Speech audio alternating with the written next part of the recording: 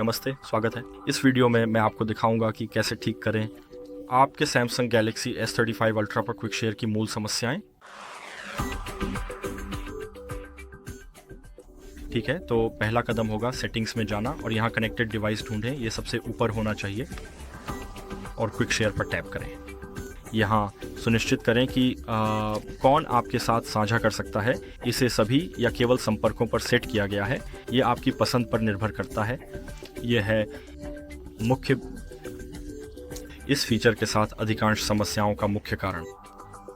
और यह भी सुनिश्चित करें कि शेयर पैनल पर उपलब्ध डिवाइस दिखाना भी सक्षम है। और यह मुख्य कारण है जो संभवतः इस फीचर के साथ आपकी समस्याएं हैं।